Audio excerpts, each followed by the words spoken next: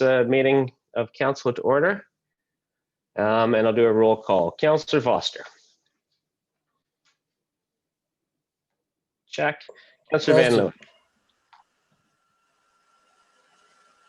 I am here. Hey, just check your mic again, Steve. I saw that you were off, but I didn't hear you. I am here. Does that No, work? your mic's not working. Oh, it's working. You're not muted, but we can't hear anything. You can't hear me? I heard him fine. I heard him. Oh, everybody could hear him but me. Can you guys hear me? Oh, yes. Kelly, I thought you could hear me. You have to listen.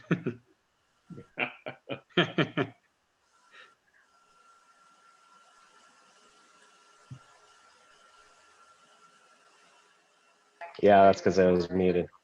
I just got to fix my headphones here.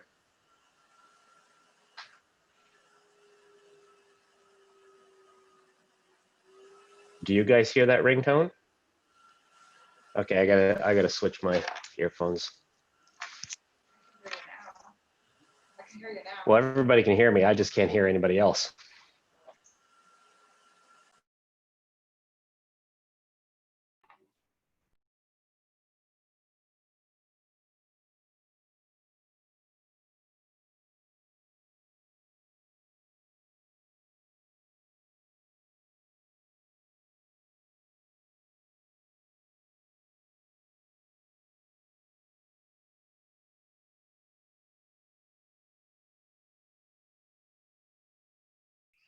Okay, can everybody hear me? Yeah? Can somebody speak to make sure I can hear somebody? Hello? I'm here. Well, I hear you, play. but you're very Sound quiet. check, sound check. I can't hear anything. Yeah, this is your conscience speaking. I did test all this before in Sound case you were check, wondering. Kelly, sound check. Can you hear me, Kelly? Can you hear me, Kelly? Sound check. No? Can you tell us whose voice you'd like to hear?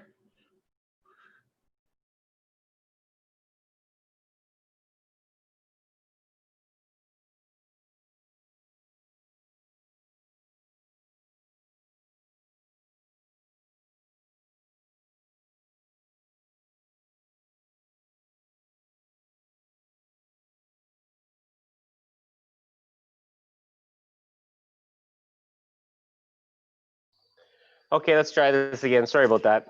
I think I'm back here. So we had Councillor Foster here, Councillor Van Leeuwen is here, Councillor McElwain, Present. and I heard you good. Councillor Kitchris,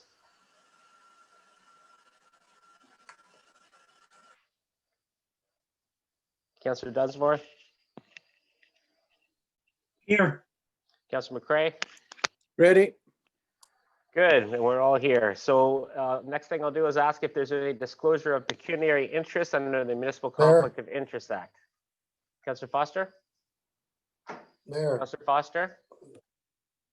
thank you, Mayor. No conflict, but I did not hear the audio for Councillors Kittrus or I believe it was Councillor Dunsmore. I heard the one after, but I did not hear audio for, I believe, Kittrus and Dunsmore.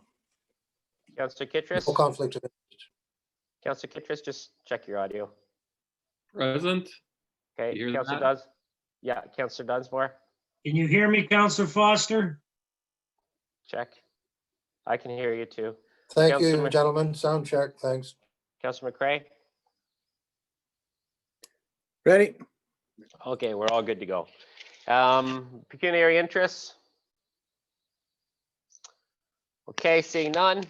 On to the first item, number 3. I'll do a brief county council report. We had the warden's inaugural on Friday, so I was very pleased to have the confidence of my county council colleagues to continue on as county warden for the remaining 2 years of the council term. It was a very unique inaugural on Friday. Some of the county councillors were in person, the rest were on Zoom. We were also joined by MP Michael Chong, Senator Black, MPP and Speaker of the House Ted Arnott, MPP Randy Pettipies, and the Mayor of the City of Guelph, Cam Guthrie. So it was a very different kind of process. So, but it all went without too much of a hitch, so that's good. Like what we experienced at the township, COVID changed a lot of what the county does and how it does it. So I gave a little bit of a step back and talked about some of the things that we've accomplished over the year as a county. And I just wanted to share that with Township Council as well. So despite having to deal with COVID, here are some of the highlights that the county has been able to accomplish over the last couple of years. It rolled out a new green bin program as scheduled right in the middle of COVID. We completed our continuum of care business plan. We regained some momentum lost during COVID with the circular food economy project in partnership with the city of Guelph. And there's some really interesting projects that are coming out of that initiative. Several that are interesting for our rural farmers, as well as food producers in Center Wellington. We moved forward with some cross-county operational efficiency projects that came out of our KPMG project study, like the IT services project that was presented to County Council in November, and that's on our agenda today for us. In addition, we opened the Aberfoyle Pollinator Garden, really unique initiative that is taking our former landfill sites and turning them into pollinator gardens. So we've done 2 already, and the idea is to do this to all our former landfill sites. We implemented the Loyola House supportive temporary accommodation pilot to help some of the homeless people in the Guelph and Wellington County area. We opened up an early on child and family center in Mapleton, ramped up our public relations and our lobbying effort to fix a broken property assessment system that favors gravel pits over residents and small businesses. Continued our infrastructure renewal projects, bridges, roads, other county assets continued to be rebuilt and maintained. And we've continued to provide a long list of essential county services despite having faced the COVID pandemic. So I took time to thank staff and thank my county colleagues for their support over the past 2 years. I especially thanked my fellow mayors for their ongoing support throughout COVID. We've worked really hard as a county to present a unified front to our many communities throughout COVID. We declared states of emergency together across the county. We moved forward with a mandatory mask order to support public health together, and we were the first jurisdiction in Ontario to do that. We moved very rapidly to introduce a $1 million Keep Well Business Sustainability Fund to help local county businesses survive. And we're the first county to do that as well. 39 businesses in Center Wellington benefited from that fund. So we recognize that the best way for us to support our communities, both the county and the township level, is for us to do our jobs right, keep providing essential services and keep rebuilding our infrastructure. So that was some of the highlights of this year from the county. And I will ask members of council if they had any committee updates for us today. Councillor McCray. Thank you, Mayor Linton. Healthy Growth Committee. Basically, our focus for the next little while is going to be on developing a strategy to encourage or promote more attainable housing in our community so that we can provide more housing to suit the various incomes within our community. So that's going to be our primary focus going forward. Water Committee and GRCA meetings will happen later this week. Thanks, Councillor Thanks, Councillor McCray. Councillor Dunsmore. Actually, nothing to report. Neither of the committees have met this month. So Okay. taking a break to the new year. Councillor Kittredge. Nothing to report. Councillor McElwain.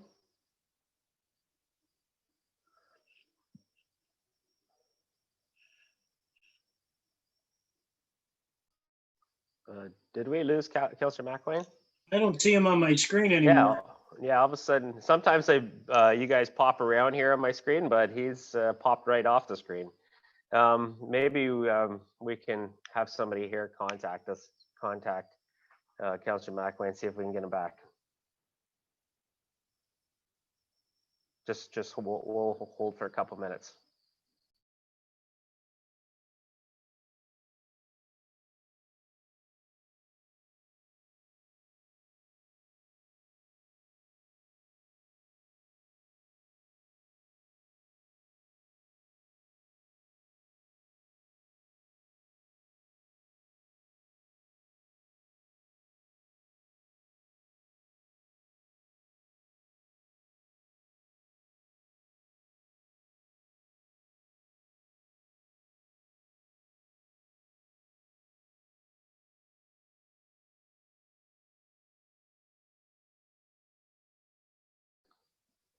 Councillor McWay, are you back? Can you hear us? I can, yes, thank you. Okay. Any updates from your committees? No committees. Councillor Van Leeuwen? Thanks, Mayor. Yeah, so in regards to Heritage Center Wellington, we did have a meeting last week. And the committee spoke, just getting updates. They have the Fergus Arts Council project, a little bit of discussion on this. We'll probably see more about it, obviously. We continue to speak about bridges and also the heritage aspects of bridges. So trying to ensure that we look at how to commemorate some of the bridges that we do remove. We had updated obviously about the cultural heritage landscape study, which council had received as well in a council meeting prior. We continue to talk about heritage awards and what the committee looks like. We have subcommittees, which is a public relations committee, designated properties committee, and a municipal register subcommittee. So each committee continues to give their updates and they work to the best of their ability at this point. So that's it for now. Thanks, Councillor Van Leeuwen. Councillor Foster?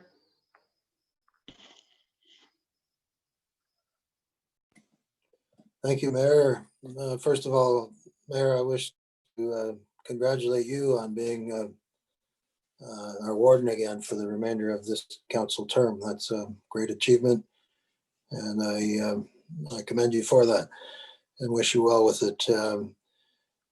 Center Wellington seniors, as we moved into the new zone just yesterday, we've restricted or basically closed the center to in-person. There was a very, very small amount of in-person programming, socially distanced. That I believe Pat is now completely, there's none of that now. There are some opportunities for seniors to do some virtual programming, including exercise classes, but the seniors center is effectively closed to in-person activities. Councillor McCrae's already reported on the growth committee, so that's all, Mayor. Thank you. Thanks, Councillor Foster. Appreciate those words. Moving on to confirmation of the agenda, I have a recommendation that the Council of the Township of Center Wellington confirm the agenda for its meeting held December 14th, 2020. Mover for that recommendation, Councillor Dunsmore, second by Councillor McCrae. All in favor? And that's carried. Moving on to item 5, confirmation of minutes. We have minutes from a council meeting on November 30th. I have a recommendation that the minutes of the council meeting held November 30th, 2020 be adopted as circulated. Mover for those minutes, Councillor Dunsmore, seconded by Councillor McCrae. Any discussion? Councillor Foster? Thank you, Mayor. I couldn't help but note the minutes regarding the vote on the procedural bylaw. I did raise a point of order, which is not reflected in the minutes. After the matter was defeated, various members of council continued to discuss it, whereupon I raised the point of order. So I'd like to see that reflected in the minutes, that we were revisiting a matter that was defeated.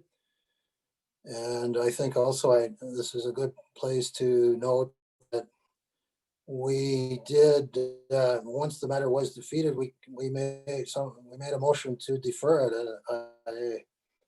I question whether that's within order when we deferred a matter which was already been defeated. The deferral may have to be declared null and void because we revisited that deferral, that motion to defer after having already defeated it. None of the above are reflected in the minutes.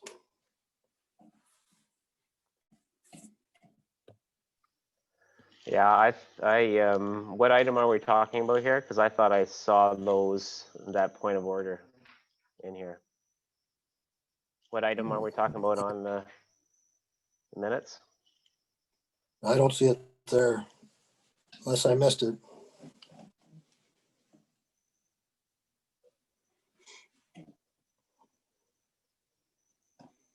Raises a point of order under 12.3.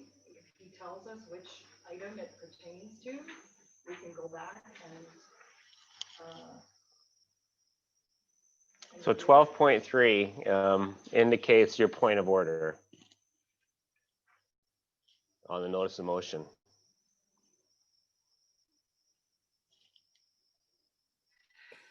No, I'm talking about not Councillor McCrae's notice of motion. I raised the point there. This is regarding the procedural bylaw. After we defeated the matter, it was continued to be discussed, and I raised a point of order that we were discussing a defeated matter. That's the one I'm talking about. I don't see that there. Yeah, I don't recall a point of order during that discussion. Well, I certainly do, Mayor, and it's not in the minutes. And again, secondly, we did vote on a matter to defer a matter which we had defeated, which I believe needs to be declared null and void. Yeah, I'm Motion to gonna say, defer the procedural discussion. yeah, I think we have the facts that you're referring to. I'm gonna take a 3-minute recess. I'm gonna speak to the clerk about what's the appropriate thing to do about this. Okay, thank you.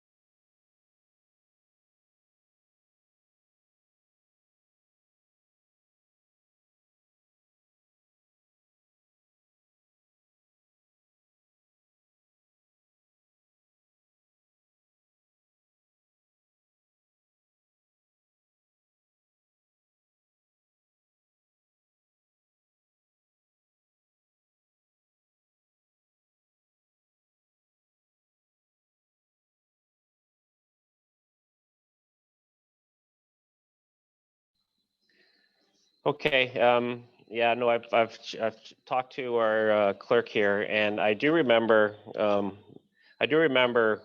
you interrupting Councillor Foster, but I don't remember you saying point of order. So I didn't acknowledge or rule on your point of order, so that's why it's not included in the minutes. Your worship, Councillor Foster? I very clearly raised it as a point of order. There's no doubt in my mind that I did, Well, and it's no, not reflected in the minute. yeah, no, I hear you, but I didn't hear you then. So I didn't catch that because later on I did hear you and we did include it in the minutes, but that's the reason why it's not in the minutes right now. Councillor Dunsmore? I believe the motion that was defeated was around bringing in a consultant and holding open meetings, and what Councillor Kittredge and myself deferred was the matter of the procedural bylaw that we discussed sometime in February. We still have to discuss a procedural bylaw, whether we bring in a third party or not is a discussion for another time. Next motion there to defer, Councillor Kittredge, you can clarify if I'm wrong, but we move to defer the issue of the procedural bylaw until February. We have to have a procedural bylaw.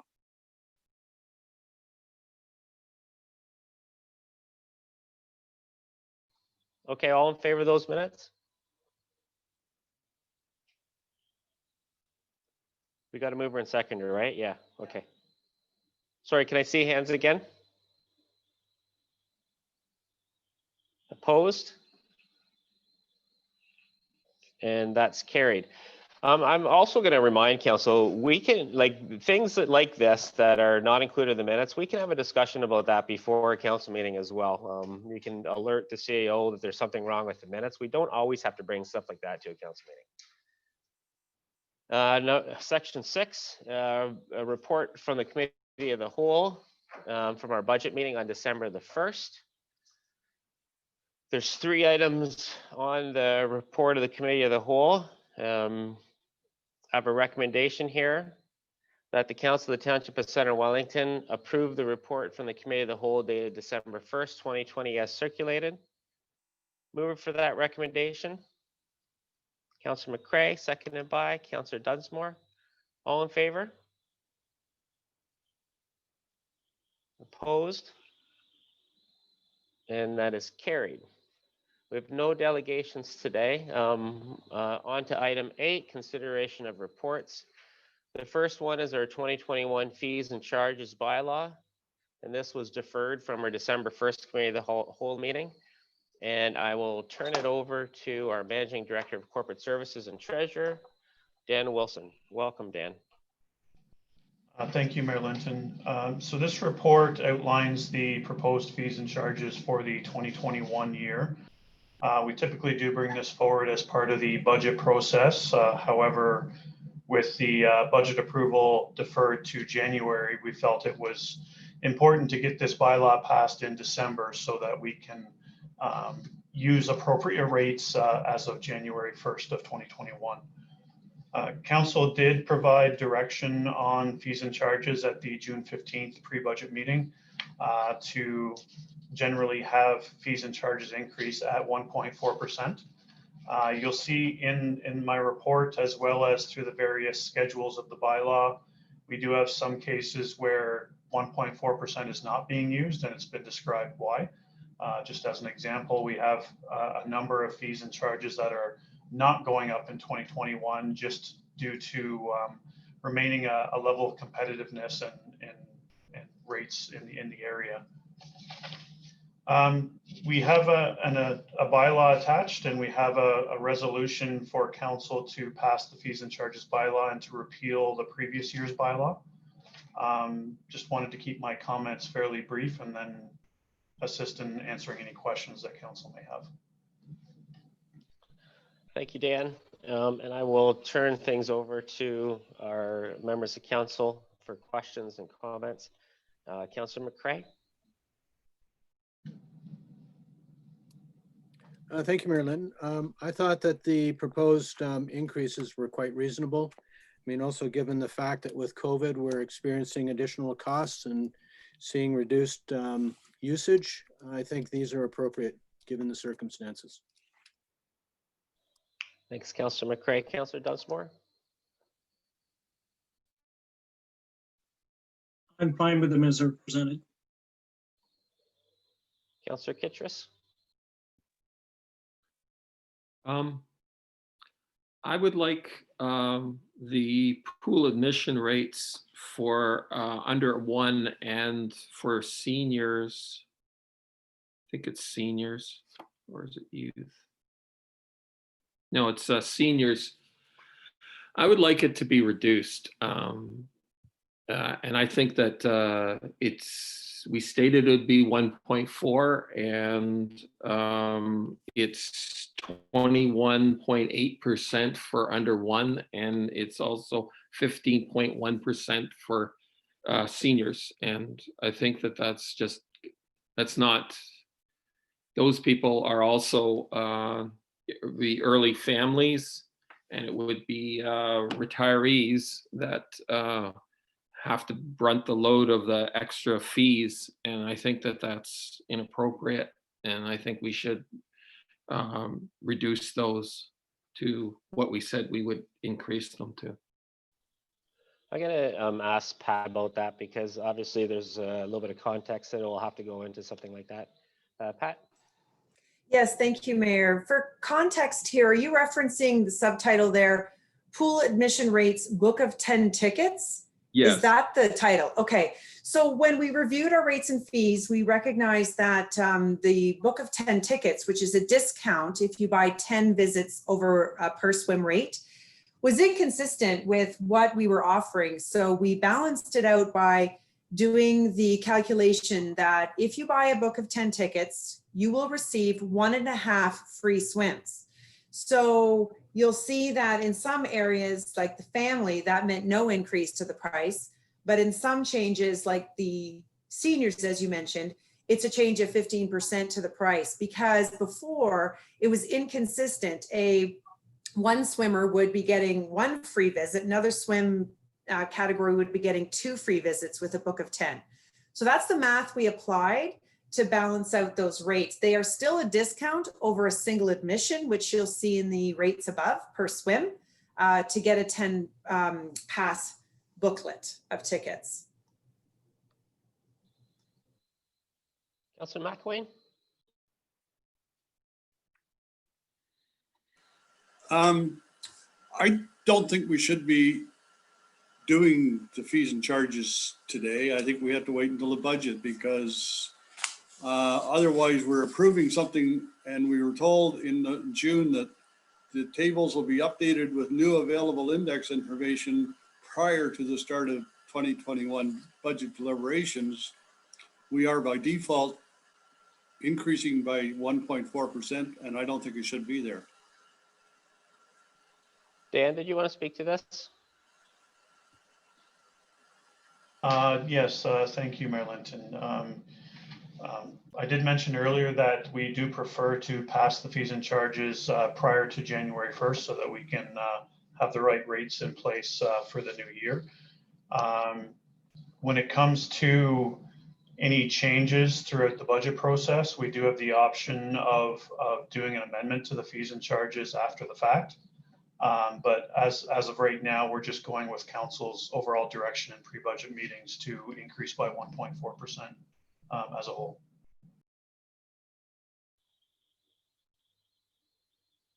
Councillor Van Leeuwen? I have no concerns as it's presented today. Councillor McElwain, follow on? Yes, I mean, I think that we should be rethinking the 1.4% before we set these rates. And I mean, we have a lot of families that are hurting right now, and having rates of something like swimming or sports going up even by 1.4% is more than they're going up if they're out of work and such. And the opportunity to get out to the complex and use the facilities there, and having to pay more for them given our current financial situation, and I think it's incorrect. So I think 1.4% is too high. the cost of living index this year is only 0.7%. We're using the, whatever is called the NRPI or whatever building index to balance to 1.4%. And this has very little to do with building non-commercial buildings. So I just think that all of the fees at the sports complex should be left with zero increase this year.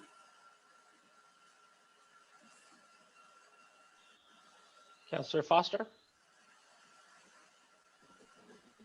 Thank you, Mayor. I have to agree with Councillor McElwain, and I've raised this already. I believe this is the year of all years.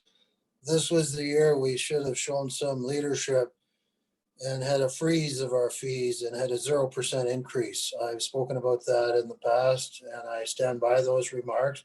This is a year for zero in all fees. And Mayor, I'd like to call for a recorded vote on the matter when you do call the vote. And furthermore, I agree with Councillor McElwain. We ought to be considering this with the budget. So I'm not in favor of this motion whatsoever. This matter, pardon me. Okay, we'll do a recorded vote for this. I just want to pass over to Andy for a second, but one of the things that we have to pay attention to is if we want to get to as low a possible tax rate increase, then we have to, this is connected to that. So if we're going to be reducing our fees and our charges to zero, then that means it's going to apply more pressure on our tax rate increase and keeping that as low as possible. So I'll pass it over to our CAO for a second. Andy? Thank you. Through you, Mayor Linton. As Council's aware, these were directions received and approved by Council back in June. Staff have been working over the past 5.5 months, working through the budget with these directions. And as the Mayor clearly outlines, any decreases in revenue projections that we have forecasted for the operating budget will have impacts on the bottom line for the tax increase. We've currently prepared, and you'll be receiving the budget book next week, for a 1.4% tax increase, which was also approved by Council in June. So any changes to this would have significant impacts on the budget and only impact more dollars having passed on instead of user fees being charged to the tax base. Any additional questions from Council? Councillor Kittrus? I'd like to know if the COVID codes get changed again and we're at a gray or something like that, will the facilities be opened? And seeing as that last year, we had an increase, but the facilities were closed. And so the citizens did not get access to the facilities. And even though they paid the taxes for those, I'm wondering, like, if that could be answered. What would happen if we are not using our facilities for another, month, 2 months or longer? Sorry, and so just connect that back to fees and charges with your question, Councillor Kittrus.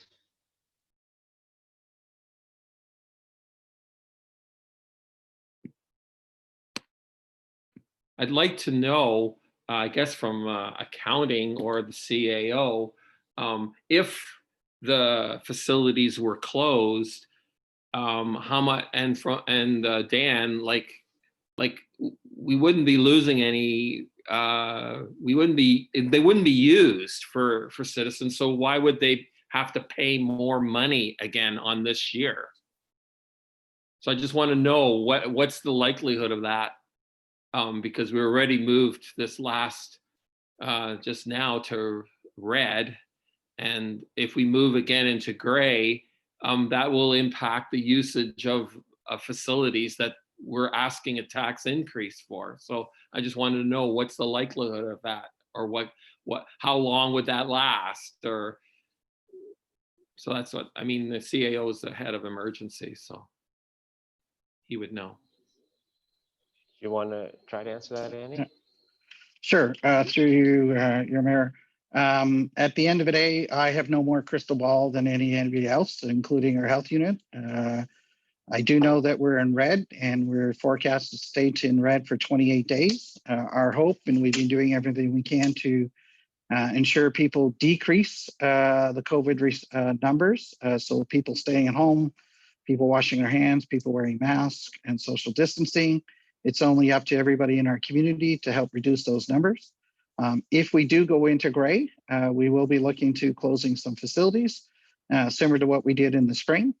However, as we've shown previously, not only would we have some costs, but we would also have eliminate some costs on the fact that staffing levels for those programs would be put back on emergency leave. So at the end, there are some costs associated with keeping the facilities closed, but there are also significant savings to keeping those facilities closed. So I cannot predict what may or may not happen with regards to the COVID response. But if we do go back in red, we would do follow the same process we did in the spring, and there would be cost savings and some expenditures. Depending on how long we would be closed. Pat? Thanks. I just wanted to also point out at the introduction to the Director of Finance's report that Parks and Recreation rates and fee increase begin in April. And we do that purpose for the and keep the consistent higher ice and winter season. So these rates would take in effect April 1st, 2021. Now, nobody has a crystal ball, but if we were to go into gray or black or red again, and maybe orange, maybe green, and maybe COVID will be over at some point in 2021. Just so you're aware, these rates don't happen until April. So I don't know if that helps with some of your direction and decisions. Councillor Foster? Thank you, Mayor. I was just listening to the CAO's remarks about how if we do not increase our fees, that we'll have to pass the increases on to the taxpayer. Andy, I couldn't disagree more with that statement. What we need to see is some leadership in controlling our operating costs, and I have not seen it. A big part of the Parks and Rec budget is wages, not keeping the lights on. And when nobody's in the building, wages must have dropped. And if that continues to be the case in 2021, we could fund a 0% increase from the savings in wages. My question, Mayor, is for Dan Wilson. Dan, what was the total payroll as at November 30th for the township wide in 2019 and in November 30th, 2020? I'd like to know those two numbers. Yeah, I don't know how that's related to fees and charges, so that's out of scope. It has everything to do with fees and charges. Then please explain how it does. And turn your mic on. The so we main can hear cost you. driver, your worship, is one of your primary costs is wages. And if we do not control all operating costs generally, you have to raise your fees. The converse is also true. You can hold the line on fees as long as you actively control your operating costs. And there's no doubt in my mind that our operating costs have dropped in 2020 because of the pandemic, and they'll continue to be lesser in 2021 because of the pandemic. And hence question, what was our total payroll in 2019 as at November 30th? And I've chosen then November 30th. I think you know why. We're comparing I'm not letting him the answer. 11-month period in 2019 Not and his the scope. 11-month period in 2020. Okay, the question's out of scope. I want us to keep this on with the fees and charges. Councillor Van Leeuwen? Thank you, Mayor. When I look at the community and how the community has been affected, I think one of the things that Parks and Rec is something that that is important to our community. I'm wondering, I totally understand this fees and charges at 1.4% because that's the direction council gave staff. So I appreciate staff bringing forward that direction, and I had no concerns. I do wonder, as a question more, what is the true effect on the Parks and Rec area in regards to fees and charges on the overall scope of the township budget? Like, and I know this is pretty tough, but when I look at it and review it, we're talking, 1.4% is 20 cents, 10 cents. I have a hard time believing that'll affect the community, but if it's a visual or a signal to the community, maybe we perhaps talk about if it's that important to put a 0% only in that area, because to be quite honest, every area of running, whether it's a business or the township, has increased in cost due to regulations, no matter what you're doing. But if we're trying to put a signal out there that we care about the mental health and the physical condition of the members of the community, then Parks and Rec would be the area I see the least impact or the most impactful to see people out. And I don't, anyway, back to Dan. I just wonder what the total cost effect of that is. Thanks. Dan? Councillor Van Leeuwen, I wonder if you could just clarify exactly what you're looking for. Are you looking for the impact of 1.4% on the Parks and Recreation budget, or are you looking at fees and charges as a whole? Just on the fees and charges, the 1.4, how much revenue difference? If we don't collect that, what do we see in a difference? There must be something, if it's a 0% increase, as some of the councils are asking. I want to hear information just so I can make a decision. Thanks. Through Mayor Linton, that is something we looked at in developing this bylaw. Not having the 1.4% increase in Parks and Recreation roughly translates into a $20,000 loss for 2021.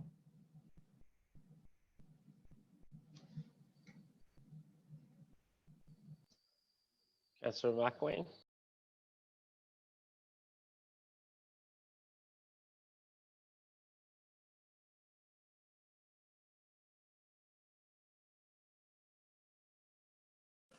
Sir, I hit the wrong button twice. I have a couple questions. First of all, just to go back to the fees and charges on the rec center.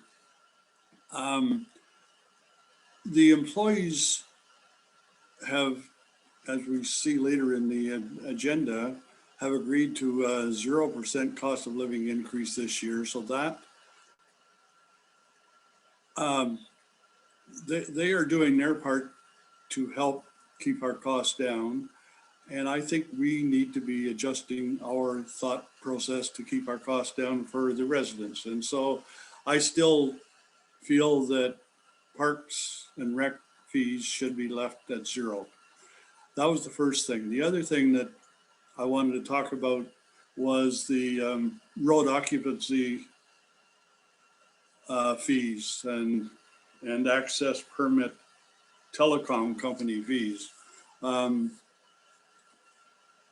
I was asking about this earlier in this fall, based upon ATEL and NetFlash in Center Wellington, both of which are very small companies with a very small opportunity for number of customers they're going to get compared to the big guys, and yet they're being charged a $7,000 fee, which doesn't even show up in the rates and fees. It shows up in the bylaw, but not in the rates and fees list that we are given, plus $5,000 per year. And for somebody with a total customer opportunity of about 150, like ATEL, that is just unfair pricing. Somebody like Bell Canada, I'm still not sure that they ever paid it's actually a $10,000 fee because it came in 2008, and they've been installed for 100 years before that. So I don't know if we went back in 2009 and said to them, now you're going to pay us $10,000 for the last 100 years, or Whiteman, or any of the other utilities that we have in Center Wellington. Did we go back and charge them that original, what's it called? Execution of agreement, $10,000 fee? I don't know that, but we're asking these little guys, and things have changed 100% since 2008. All of a sudden we have fiber companies, and there's a lot of them, and they're small, and they're trying to give us rural broadband, and we're charging something that our neighbors are not charging. The fact that it costs Central Wellington residents an extra $10 a month for rural broadband over our Guelph Aramosa neighbors is frankly wrong.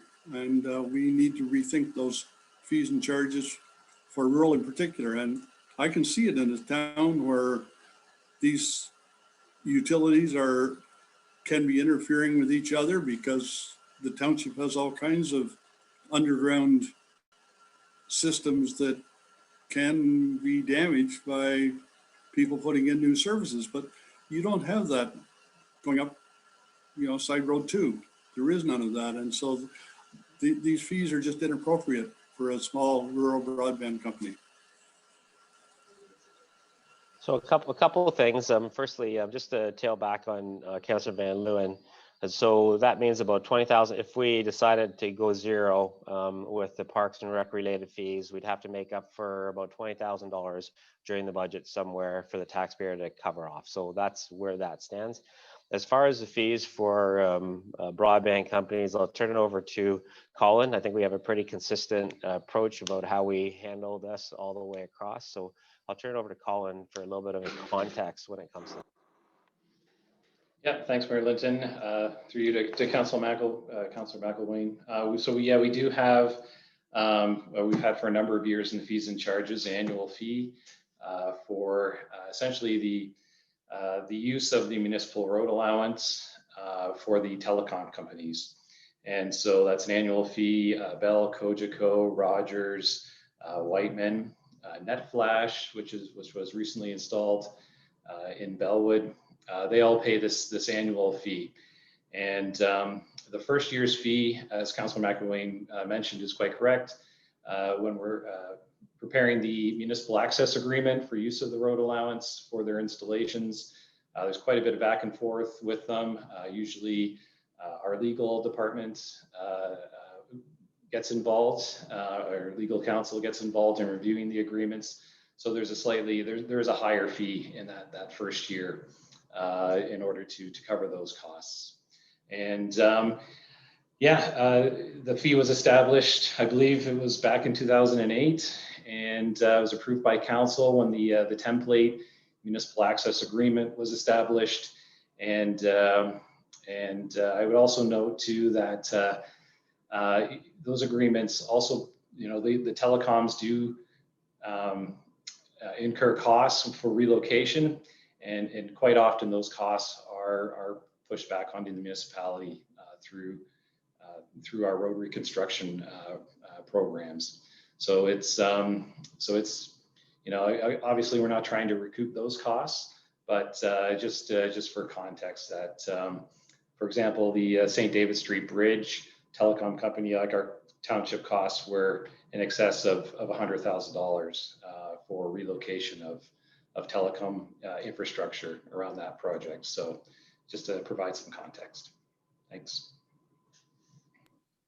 I don't know, Councillor Van Leeuwen, do you want to move a motion to move ahead with the one?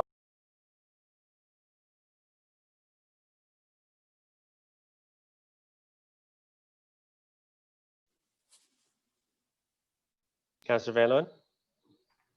Sorry, you cut out there. All I caught was, do you want to move a motion? And then you cut out unmuted or muted. Point of order. What's your point of order, Councillor Foster? Thank you, Mayor. I don't think you should be proposing that someone else make a motion. You are leading the discussion in a certain direction. It's not incumbent on the head of council to ask someone else to make a motion. Thanks for your advice, Councillor Foster. I'm not the Speaker of the House. Councillor Van Leeuwen? Well, first, before I do that, I'm just curious, what is $20,000? Obviously, I want to have the least costs to residents and also in regards to tax burden. But what is 20,000 in a tax increase portion? If we could have that. I know we used to have that listed before. Thanks. Dan, did you get that question?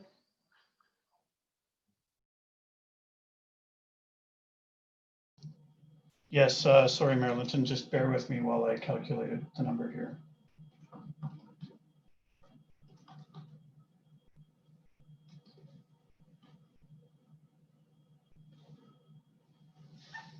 It is approximately 0.14% increase in taxation.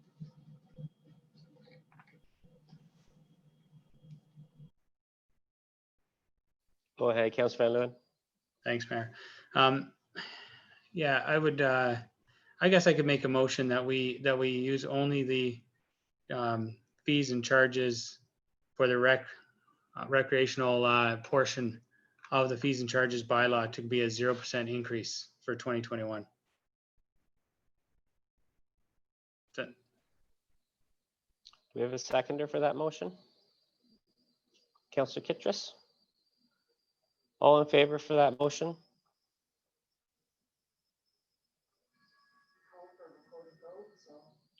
Okay, so I will ask our clerk to go through the recorded vote for this. Councillor Van Leeuwen, Yes. Councillor Foster, Yes, Councillor McElwain,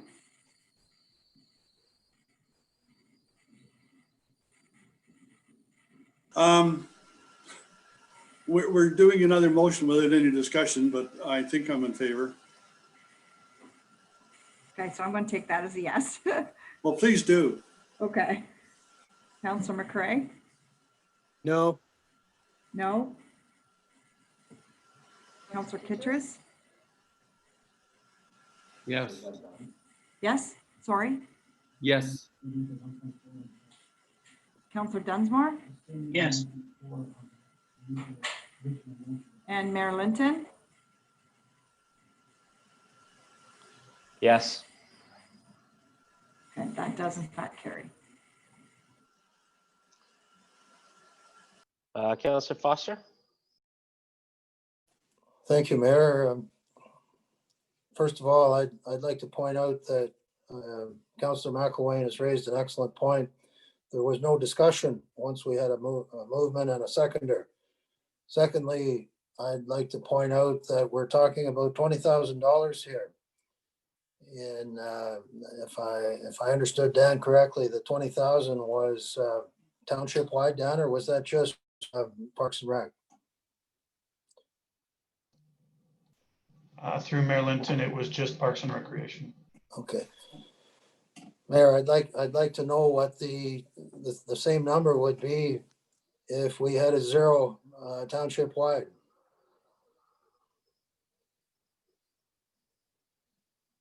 Is that a number that you can get to, Dan?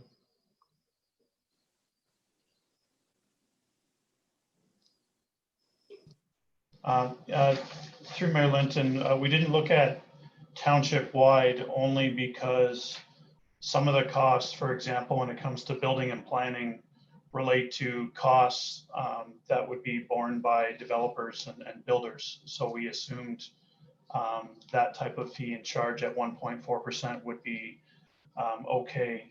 What we did look at was Parks and Recreation combined with the theater, and it just added up to just over $22,000. We didn't really look at the other components just because a lot of the fees remained at 0% in the schedule, and then the building and planning fees really didn't relate to the citizens as a whole. They just related to builders and planners.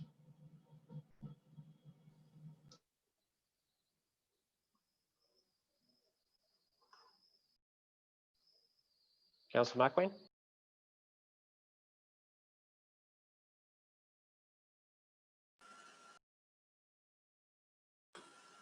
Thank you. I'd like to continue my discussion about the road occupancy. Because Colin's answer, I understand 100% in town with the bridge and it costs money. And yes, there's all kinds of township services in town and that's expected.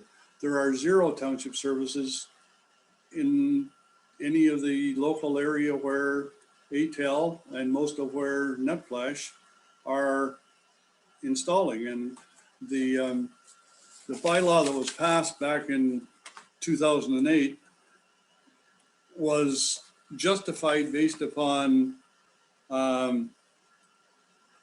problems that have commonly left in the hands of the community municipality regarding work done in the right of ways are as follows: missing sidewalk panels, dying sod, culvert damage, and concrete encased services directly on municipal water services. Well, those do not apply in a rural environment, and it doesn't make sense for us to be punishing rural broadband when every other bloody level of government is trying to push rural broadband throughout the whole country. They're investing millions, hundreds of millions of dollars for rural broadband, and we're punishing them for it. And why should rural broadband users have to pay more than urban people? Just because there is in a smaller customer group. So it's the $7,000 is wrong and the $5,000 is wrong for rural broadband.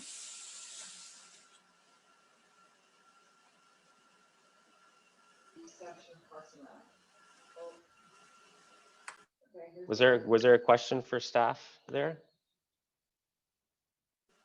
I guess I'd like them to think about it, and perhaps I've asked now more than once to Andy, and now I guess I'm asking Colin, but somebody has to think about it and make appropriate adjustments, because I mean, things have changed since 2008. We didn't have a whole bunch of small cable companies starting up in 2008. Things change, and our rules have to change with them. Okay, I think we understand the situation, but we're having a discussion without anything with any motion on the floor right now. So I would like to get a motion on the floor of some sort before we have any kind of discussion.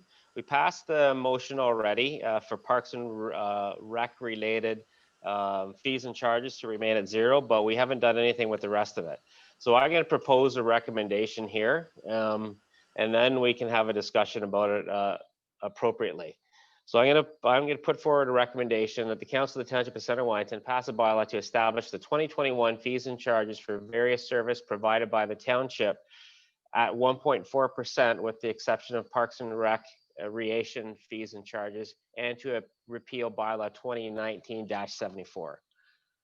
I have a mover for that recommendation. So that's 1.4% with everything, with the exception of Parks and Rec. Move for that recommendation to get it on the floor, Councillor Van Leeuwen, seconded by Councillor Dunsmore. And now discussion from council about that motion. Councillor McCray. Back in June, council asked staff to go with 1.4 for user fees. I stick with that decision. Back in June, we were already going into COVID and knew the impacts. So for us to suddenly ask staff to go back and do away with some of the charges, like on Parks and Rec? No, because at the end of the day, taxpayers are going to have to make up the difference. We're already seeing additional impacts from costs related to staff having to do extra cleaning to address with the COVID issues. So yeah, I'm against having dropped the Parks and Rec costs. As for Councillor McElwain's concerns about what we're charging fiber optic, I'm with one of the other internet companies, and we're paying considerably more than what ETEL is charging. And I know that they're also being charged the same fees. Again, we're not a charity to start giving away money to organizations that want to do business in our township. Fact of the matter is, we have expenses that we have to cover. Citizens expect us to be charging what we consider as fair to all of the different utilities and others that are doing services here. So yeah, no, I'm fine with sticking with 1.4%. Councillor Dunsmore? Yes, as far as the rest of it goes over outside of Parks and Rec, my logic, Councillor McCray on the Parks and Rec is I want to give the citizens of this community as much access to it without any increases because of the mental health crisis because of COVID. So I voted for the Parks and Rec one, but I am quite on your side with the rest of it going through what we had established before. Councillor Kittrus? Thank you, Mayor. I thought we had already dealt with this issue and voted on it, but I was for the Parks and Rec going to zero. I think what I'd like to do right now is make a motion that the staff bring forward a report to reconsider the rural fees for land use and especially because 2008 was mainly in town and it has a lot of services, and the rural doesn't have those services, doesn't have those fees incurred. Okay, we can't do a motion in the middle of a motion, so we're going to stick with the motion we have on the floor. Councillor McElwain? Yeah, by putting your motion on the floor, it kind of shut down everything else, didn't it? So, I mean, I made my comments. I'm against it. I'm in favor of the parks part. I say it doesn't have to cost the taxpayers another $20,000. Instead, we can look at cutting $20,000 out of what we're doing this year, and it's time to tighten the belt, not just keep on doing business as usual. Councillor Van Leeuwen? Yeah, I'm good with the rest of the motion the way it is. Councillor Foster? First a question and then a comment. You mentioned a bylaw number in your motion. I'm not clear on to which bylaw you're referring. You mentioned quickly a number. Can you elaborate what you meant exactly by that number? What subject that refers to in your motion? Yeah, no, I'm tracking with you. The bylaw, the fees and charges bylaw from 2019, this would replace that. Okay, so Mayor, it doesn't speak specifically to the issue of broadband. It's the entire bylaw from June. That's the number where we directed for 1.4 across the board. Yes. I just want to make sure I understand the motion. That's all. Yes. Okay, I'd like to make a comment, Mayor. We know, for example, FCM, Federation of Canadian Municipalities, sees rural broadband as a key economic strategic issue. And we know that in our rural areas, broadband is, we've been trying to address that with the various initiatives. So I find it kind of, the left hand is encouraging rural broadband, and on the right hand is charging, as Councillor McElwain has eloquently indicated, that despite it being a key economic issue, here we are charging a very, very large fee to get the rural broadband in our rural areas. And so I guess I'm speaking in favor of Councillor McElwain and his idea that we ought not to be doing that. We need good rural broadband, and it needs to be cost effective in our rural areas. And so I think that's an important point. And I'm wondering what we can do to get that cost down.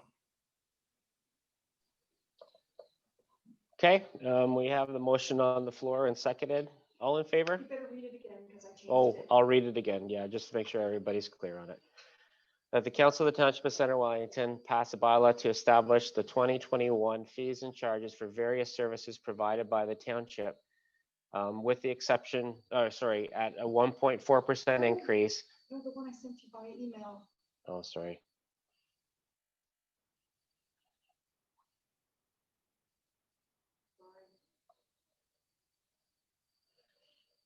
Okay, sorry, I'll read that again. I was reading the wrong one.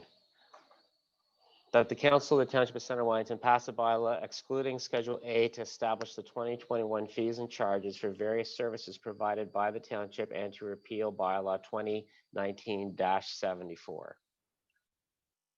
And would I have that moved and seconded? Who moved and seconded that again? Please remind me. Councillor Dunsmore, seconded by Councillor Van Leeuwen. All in favor? Opposed? And that carries.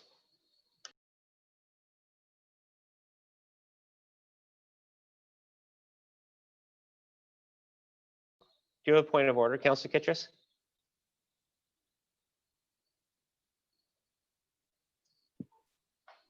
I'd like to make a motion now for the staff to revisit the rural broadband fees and report to us with the probable rates, considering that they don't need to use all the service, don't need to interrupt with all the services that normally urban broadband has. Okay, so what I've been informed by our clerk and our CEO is that it's the road access agreement that is the consideration here. So if you would like to make your motion related to a review of the road access agreement, then if you're okay to move it that way, I'll ask for a seconder for that. Councillor McWayne, all in favor? Opposed? And that is carried. Okay, so I just wanted to point out all these new internet providers that are providing fiber across all Center Wellington and all across the county and all across southwestern Ontario are a result of the SWIFT initiative, and a significant portion of that is tax-based. So these companies are only being able to do what they're doing because they're getting a significant amount of taxpayers' dollars. So this is something that they're already receiving. So a little bit of context for this discussion hopefully can be provided when staff are providing that report, because this should be a good news story that we're seeing new internet going across all of the county, more so than any other county in Northwestern Ontario. And that should be the takeaway from all this.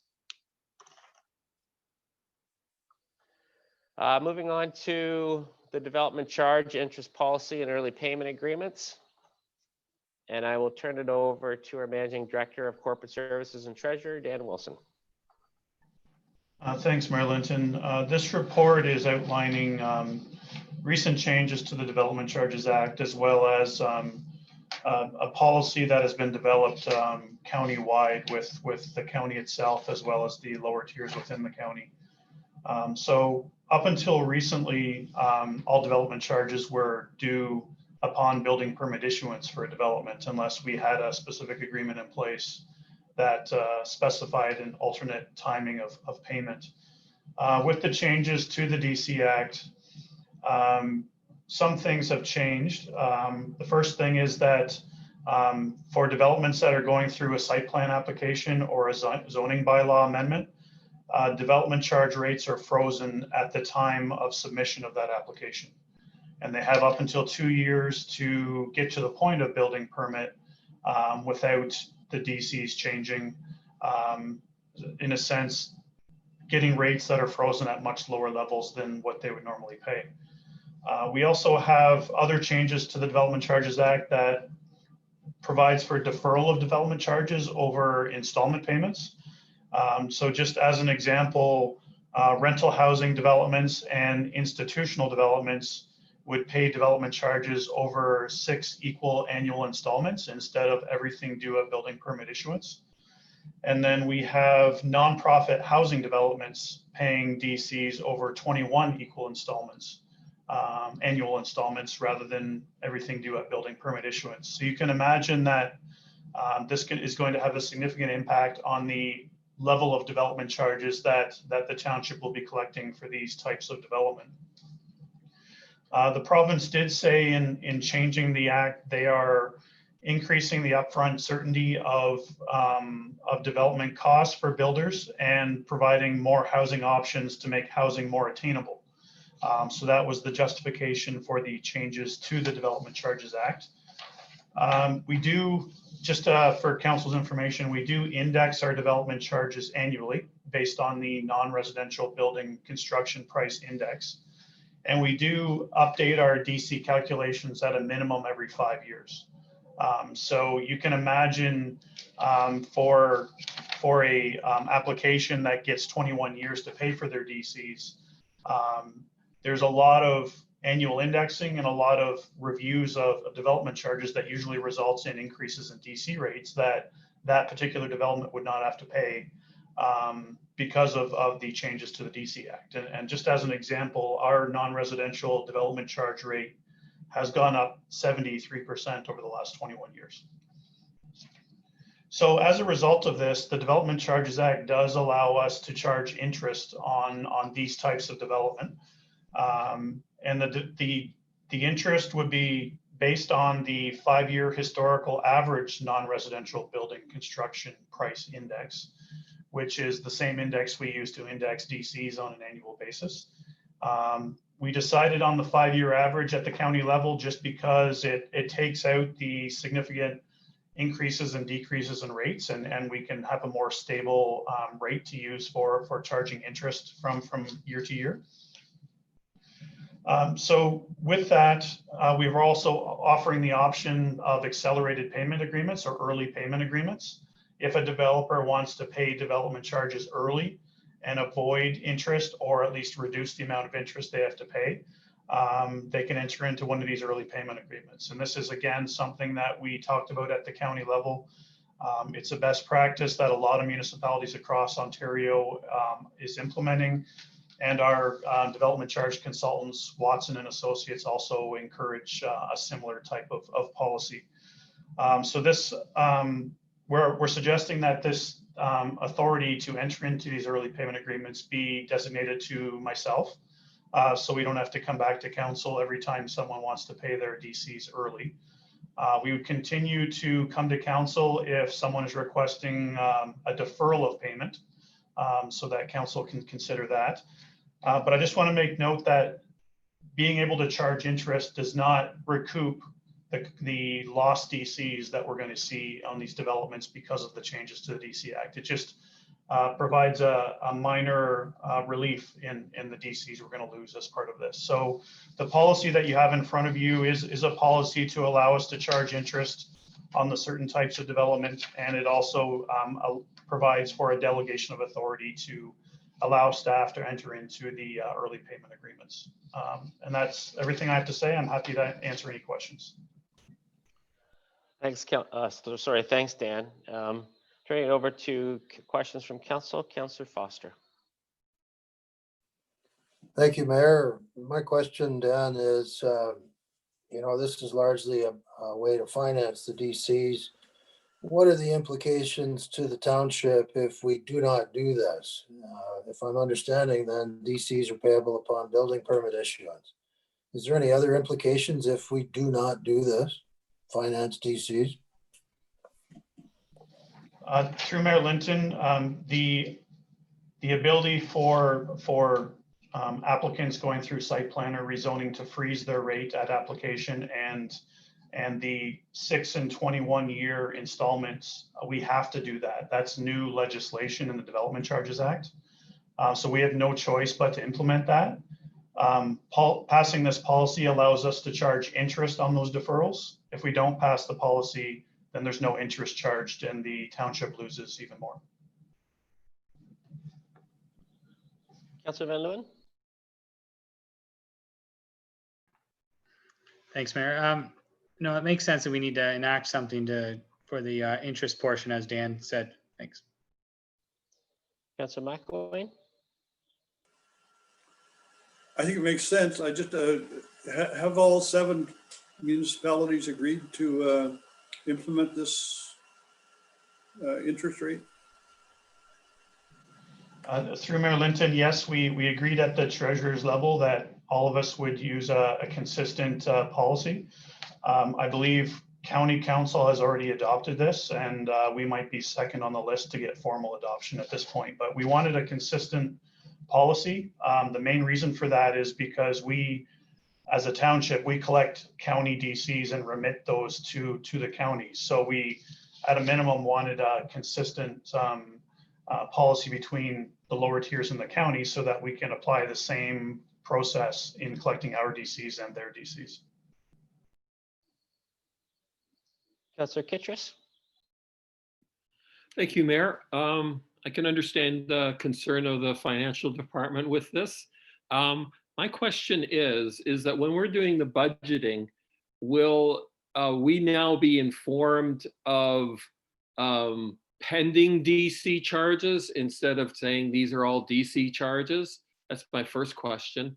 And the second one is, will this impact like us having to borrow more money for like sewage treatment and stuff like that?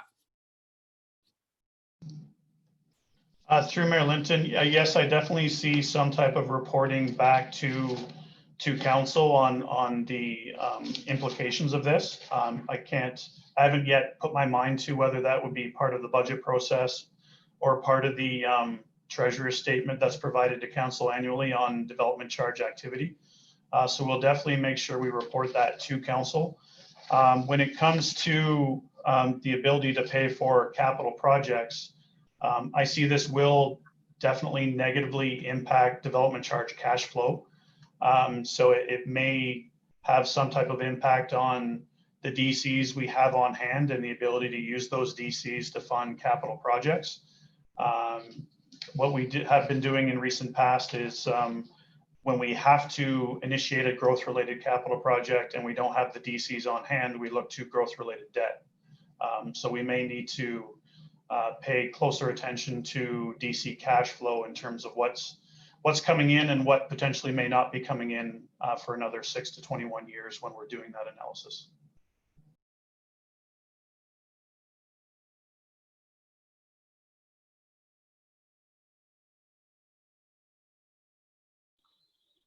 Councillor Kittrus, follow on? My follow-up is, so when we're discussing projects here, capital projects and stuff like that, like we've always been saying, oh, that's DC charges and we don't have to worry about it. So in the future, because of this new legislation and this enacting it, that will have to change, wouldn't it? Like in the way we approach these projects? That's for Dan. Yeah, through Mayor Linton, when we're developing a draft budget, we always take into account anticipated cash flow for development charges. So it's just another step we need to go through in determining what cash is available from a DC perspective to fund these capital projects. So it'll definitely become part of the budget process.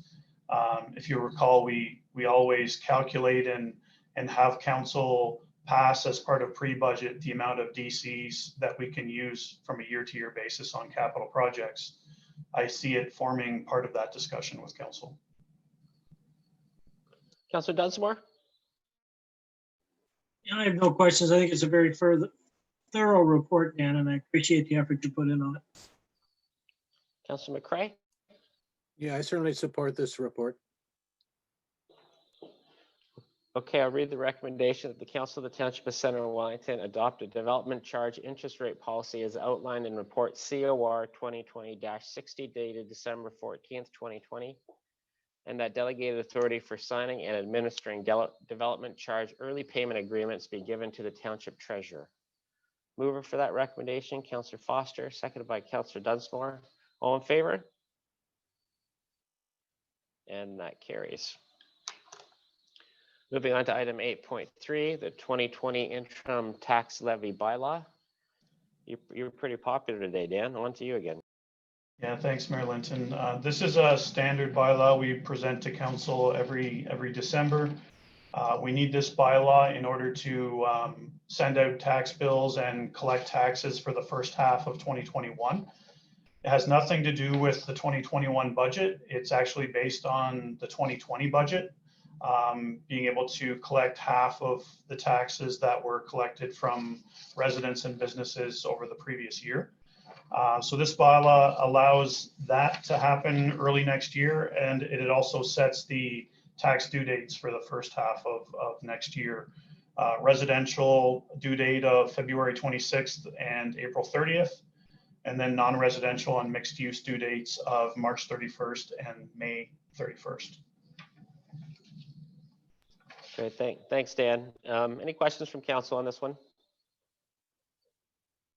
Okay, I'll read the recommendation that the Council of the Township of Center Wellington pass the bylaw to provide for an interim tax levy for 2021 and to provide for the payment of taxes by installments.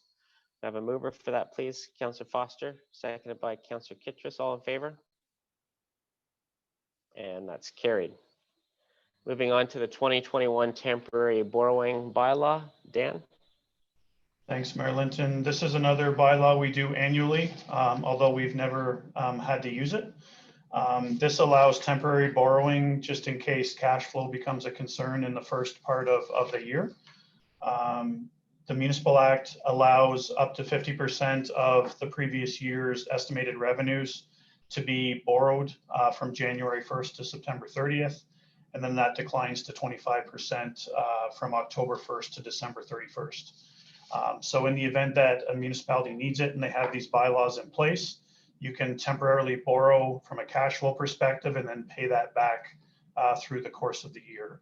But like I said earlier, we've never had to use this bylaw. It's just a good financial practice to have it in place. Any questions from council about this one? Councillor Foster? Thank you, Mayor. Question for Dan. Dan, let's just fast forward to next February. Suppose you did have a short-term cash flow issue, Dan, whether it be from many people unable to pay their taxes, the February installment resulting in a cash flow issue. Let's suppose you had to access this and, I'll just pull a number. Say you had to borrow $5 million due to a short-term cash flow issue. How then would we repay that loan? And when likely would it be done? This would be a current short-term financing only within the current year. Just talk me through how you'd pay that back, Dan, in the current operating year. If indeed you did access it. Thank you. Yes, good question. Through Mayor Linton, we would definitely look at it as short-term temporary borrowing within that fiscal year. The thought is that you would borrow and then presumably later in the year, you would collect more taxes to be able to pay off that loan. So it's almost like borrowing so that you have the funds earlier in the year and then you collect them later in the year to pay off the loan. And the net difference would be any interest you paid on that loan that you would have to charge to the operating budget. So really you're out the impacts of the interest charged on the short-term loan.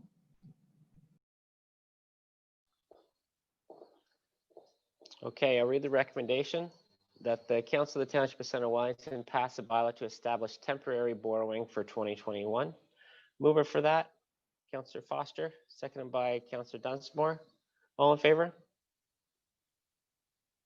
And that's carried. Moving on to 8.5, the IT service review, and that did come to County Council in November.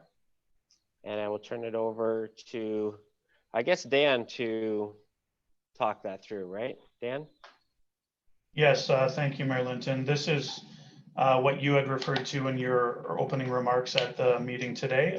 And this is further to the KPMG service delivery review that was conducted a couple of years ago. One of the recommendations of that report was to look at IT shared services across the county.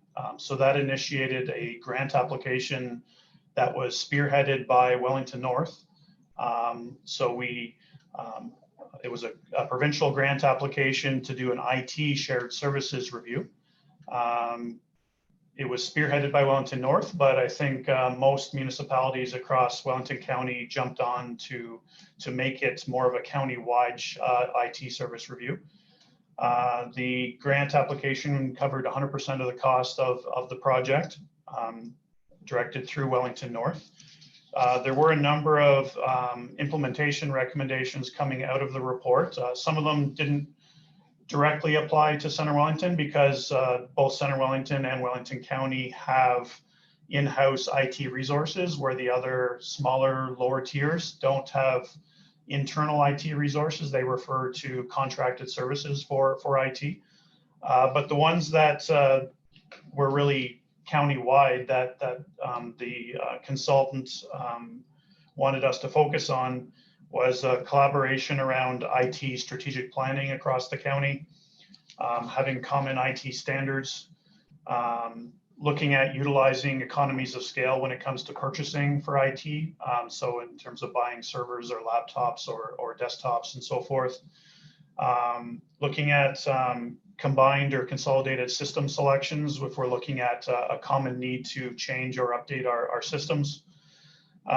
Migrate workload to the cloud was a recommendation for the entire county, and to leverage project resources county-wide if we have common projects going on. So those were the ones that really related more to, more applicable to Center Wellington, where there were a few others that were more applicable to the other lower tiers. Obviously, we have a very knowledgeable and good IT group at Center Wellington, and they've been offering to provide assistance where they can to the other lower tiers to assist with IT service delivery. So that's been going well as well. Jeff Vignier, our IT manager, is on the call with us right now, and I think at this point we'll just open it up to any questions of council, and we can have Jeff assist us with those questions. Thanks very much, Dan. Questions from council on this? Councillor Foster? Thank you, Mayor. And thank you, Dan, for that excellent report. I noticed, Dan, in the report, there were two numbers in the report on the costs of IT for each of the 7 municipalities. The one number shows the cost per user at $1,000 per user for one of the 7 municipalities, and the other is just over $5,000 per user. My question is, what is Center Wellington's cost per user? The report doesn't identify who. I'm not sure, Jeff, is that something you have recollection of? I do not, Dan, and I'm just looking in the report for that too as well. I can probably gather that information back from Blackline.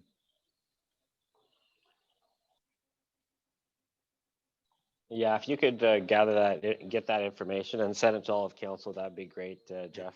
Absolutely. Councillor Foster, follow on.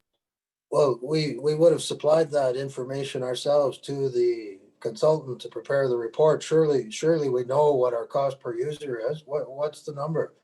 It would have been us that gave the number to the consultant. We ought to have that number.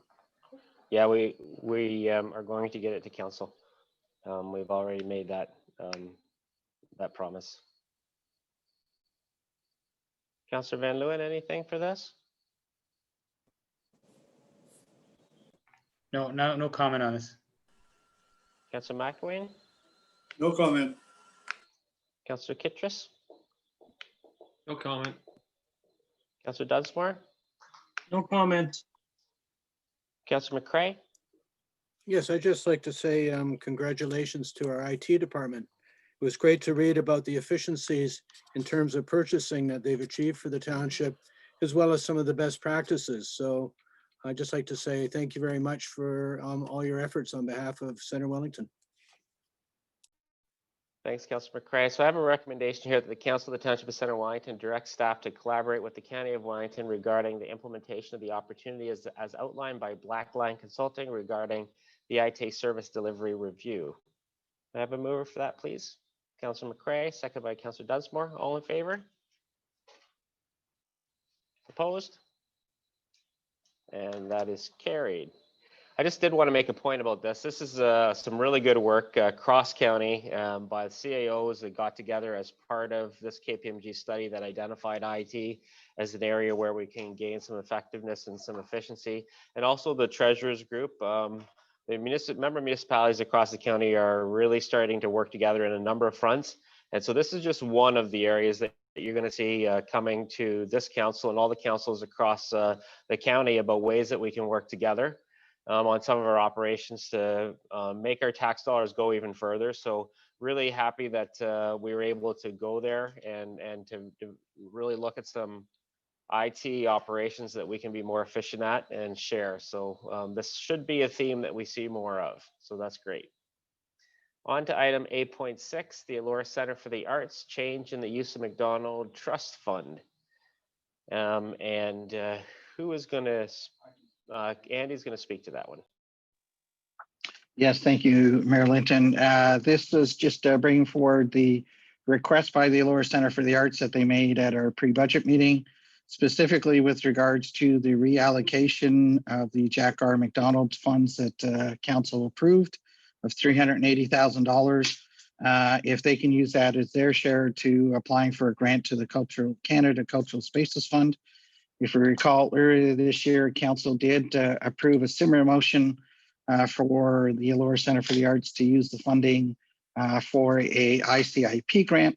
The Elora Center for the Arts were not successful in that grant, so they are looking to source another grant and have had discussions with the ministry at the federal government on this grant, and they're hoping that they will be successful with this. So this is just a council supporting the Elora Center for the Arts to reallocate their funding, that the $380,000 would be used as their share of their contribution towards the overall project.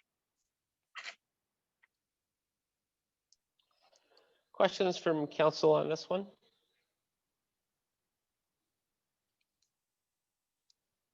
Councillor Kittredge? Are we voting just for the first part of this presentation? And thank you. Sorry, the answer to that was Yes. yes. Okay. Let the minutes show the answer was yes. Any other questions from council on this? Okay, I'll read the recommendation that the council of the Township of Center Wellington supports the request of the Elora Center for the Arts to use the Jack R. McDonald funds monies in the amount of $380,000 as their financial contribution in accordance with the Canada Cultural Spaces Fund CCSF grant in the event the application is successful. Have a mover for that recommendation, Councillor McCray, seconded by Councillor McElwain. All in favor? And that is carried. Moving on to 8.7, Staff Association and Volunteer Firefighters Negotiation. And I will turn it right over to Sandra. Welcome, Sandra. Good afternoon, and thank you, Mayor Litton. The report before council provides a negotiated memorandum agreement with the Staff Association for approval by council. The memorandum agreement is 1 year only, and a 3-year agreement will be negotiated in 2021 for the remainder of the 4-year term. The Staff Association have approved the attached memorandum agreement, and a recommendation is before council to approve the negotiated settlement with the Staff Association. I'd be pleased to take any questions from council. Thanks very much, Sandra. And I'll turn it right over to questions from council. Councillor McCray. I have no questions. I'd just like to say thank you to the volunteer firefighters for wanting to stick with the current agreement for another year. So thank you. Councillor Dunsmore. Yeah, I echo Councillor McCray. I want to thank you all for the sacrifices they made in this environment. Greatly appreciated. Councillor Kittredge. Thank you, Mayor. I do have a question. I was wondering if Sandra could answer if mental health for employees is not in the existing policies, such as health and safety, disability management, accommodation, employee benefits, harassment and discrimination, and human rights. I was wondering if that's in our policy and we cover that. Sorry, I don't know how that's within scope of the item that's on the agenda right now, so I'm not going to allow that question. Unless you can bring it back, Councillor Kittredge, because we're talking about the negotiations here. It stipulates in it many different features. I see that it has a safety on 6.4 in general provisions and in what is that? In health and safety 33. So I just wanted to know whether this agreement has those concerns for mental health in there. Sandra, correct me if I'm wrong, but is that sort of stuff the kind of things that you would see in an agreement? If it is, then it is within scope. Through you, Mayor Litton, of course, those are things that are not in agreement. Yeah. They would be separate policies. Okay, thank you. Councillor McElwain? No questions. Councillor Van Leeuwen? I just echo the previous comments from Councillor McCray and Dunsmore. Councillor Foster? No questions, Mayor. Thank you. Okay, I will read the recommendation that the Council of the Township of Center Wellington approve the negotiated settlement with the Staff Association for the period January 1st, 2021 until December 31st, 2021, or until replaced by a new agreement. Can I have a mover for that recommendation, please? Councillor Dunsmore, second by Councillor McCray. All in favor? And that is carried. Thanks, Sandra. I know that was a lot of work put into that, so appreciate it. Item 8.8, appointments to the Elora Business Improvement Area. We do have a report from our Manager of Legislative Service and Municipal Clerk, Carey. But I'm going to read the recommendation to get it on the floor that the Council of the Township of Center Wellington confirm the appointment of the following to the Board of Management for the Elora Business Improvement Area: McLean Han, Chair; Jefferson Wild, Vice Chair; Jeffrey Wild, Treasurer; John Larenchik, Fior Gudo, Deborah Croft, Paula Allen, Arden Lalou, Don Kojan. Have a mover. Oh, and that the bylaw 2015-006 be amended to reflect the new executive to the Board of Management for the Elora Business Improvement Area pursuant to section 204(2) of the Municipal Act 2001 as amended. Can I have a mover for that recommendation, please? Councillor McElwain, second by Councillor Dunsmore. Any questions, comments? All in favor? And that is carried. Thank you very much to these 9 individuals who stepped up. I know a lot of volunteer time goes into being on a BIA, and I know they'll work very hard with Councillor McElwain to do what's best for downtown Elora. So thanks for stepping up. That's a good new group there. No information items. Item 10 are our bylaws. We have a list of bylaws there. I have a recommendation that bylaws 2020-57 through as amended through 2020-63 as amended be read a first, second, and third time and passed and signed by the mayor and clerk and the corporate seal affixed. Can I have a mover for that recommendation? Councillor McCray, second by Councillor Dunsmore.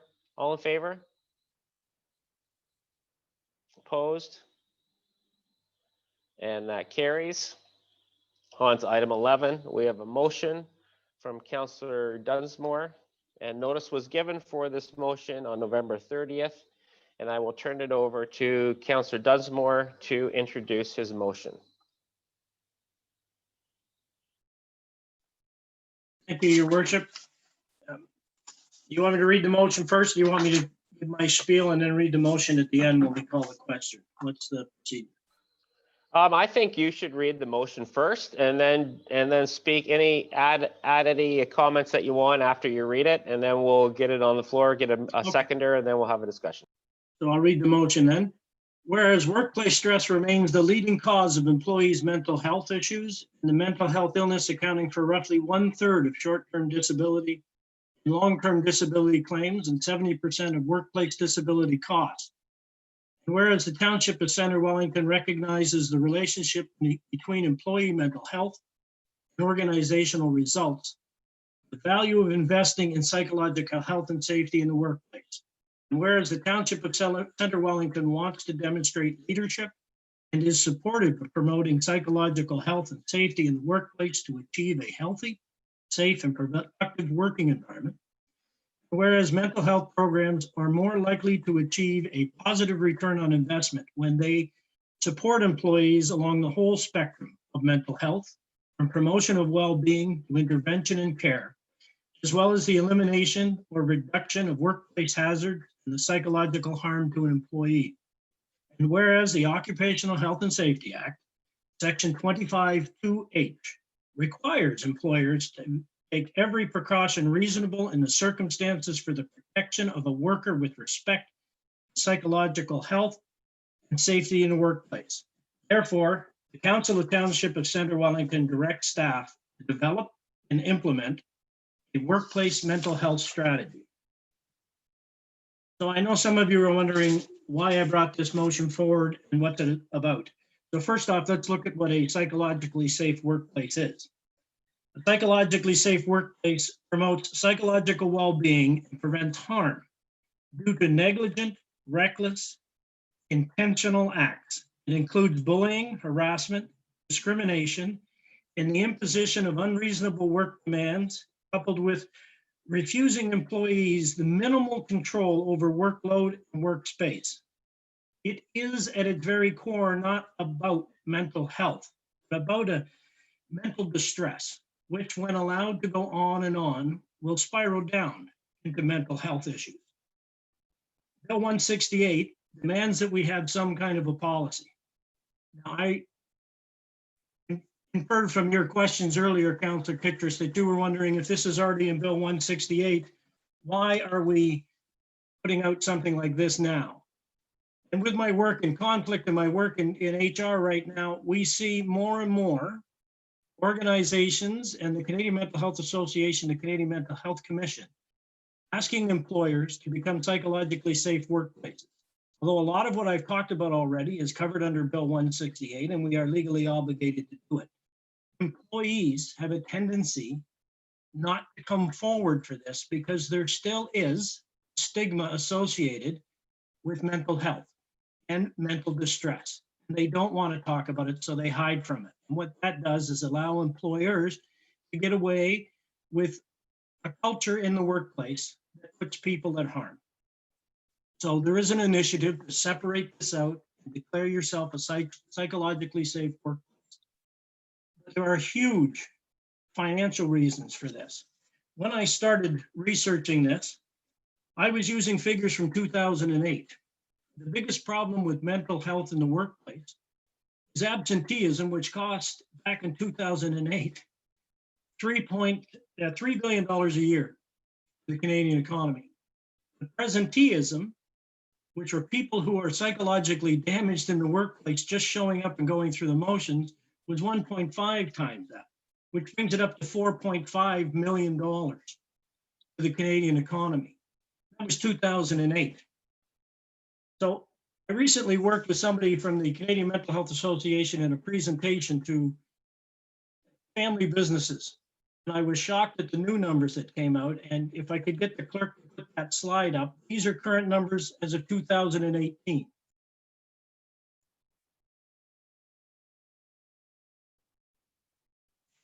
So if you look the upper left-hand corner of that slide, every week in Canada, there are 500,000 employees off work because of mental health illness.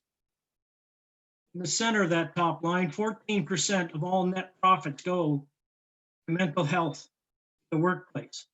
It is estimated that by age 40, 50% of the population in the workforce of Canada will suffer some kind of mental illness. The mental health accounts for 30% of long-term disability claims. and 44% of employees have had a mental health issue. The biggest number there and the biggest change for me is that 56 billion. When I mentioned earlier the 3 billion in absenteeism and the 4.5 billion in presenteeism, those numbers have changed drastically. This 56 billion represents the loss due to absenteeism and presenteeism in the workplace. This is why there's an initiative that we create psychologically safe workplaces. Now here in Wellington County, we have an elevated rate of suicide and mental health issues. And what I'm calling upon my councillors to do today is to be a leader in our community. Let's become the most prominent psychologically safe workplace in Township of Center Wellington and in Wellington County right now. Pass this motion, ask staff to create a psychologically safe workplace document and post it alongside Bill 168 already so that staff and employees of this community understand we respect their mental health and that we're here for them. Be a leader so that other industries and other employers in our community follow suit. I'd be happy to take any questions. Can I ask for a seconder for this motion, please? Councillor McCray. And now let's go around the room and I'll leave it, Councillor Dunsmore for the end. Councillor Foster. Thank you, Mayor, and thank you, Neil, for a very interesting presentation. Mayor, I have three questions, and actually also I have a motion as well after I ask my three questions.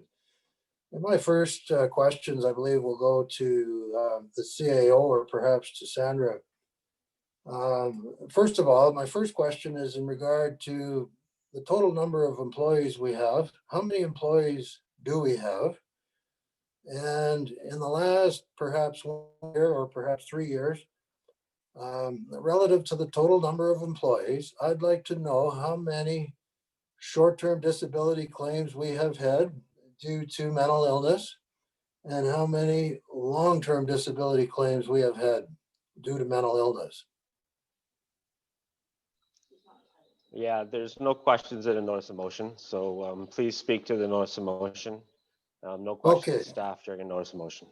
Okay. I'll speak to the motion directly then. Before we undertake such a strategy, the reason for my question just asked is I'd like to know, and a lot of your presentation has national figures in it. I understand that. We as custodians of Center Wellington, we need to know how big the problem is within our organization. And that's why I asked those questions. I am fairly tuned in to our community and I speak to many employees frequently. I'm not saying there are no problems. However, I am not aware of any currently. That doesn't mean there are not any problems with mental health in our workplace. Nevertheless, I think it's important that we understand, do we have a problem in our organization? The second point I want to make is that our Manulife benefit package is a very, very good one.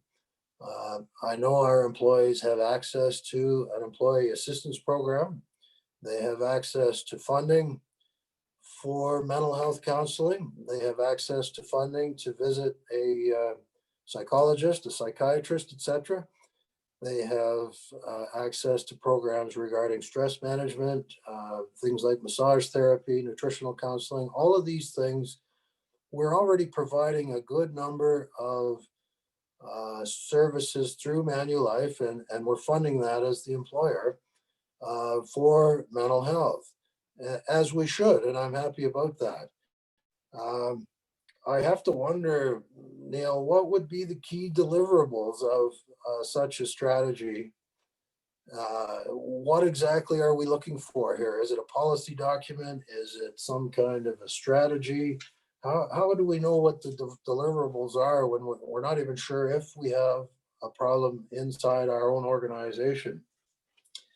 And that being the case, I would like to make a motion that we refer this matter directly to staff for a fulsome report on the nature of mental health in our workplace. I'd like staff to report on this matter.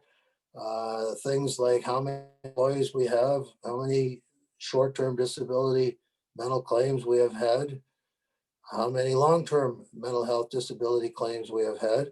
I'd like a full report on what services we're already providing in terms of mental health through our benefit package. And I'd like a fulsome report to, first of all, establish that there is a need for this strategy in our organization and that there is not a duplication of effort. There's no use, Neil. I'm very sympathetic to mental health, but there is no use reinventing the wheel and dealing with issues that we're already dealing with or that are in our organization. So I'm making a motion then, Mayor, to refer this to staff for a full report and a full statement of the scope of the issue within our township. Okay, so we're going to go around the room first, and then we'll come back to that motion to refer.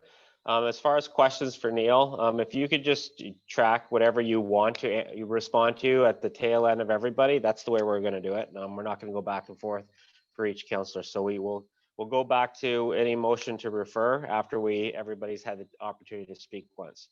Councillor Van Leeuwen. Thanks, Mayor. I see this as a good idea. What this completely looks like, the mental health strategy would have to wait and see what the outcome is, but I definitely see how mental health can affect employees' health, their ability to function at work. It's something that we've had many discussions with in the past, and I look forward to some type of strategy. And obviously, staff would be looking to develop this in some way. So I look forward to report that way. But I think this is a good motion. Thanks. Councillor McElwain. Thank you. I kind of agree with what Stephen just said.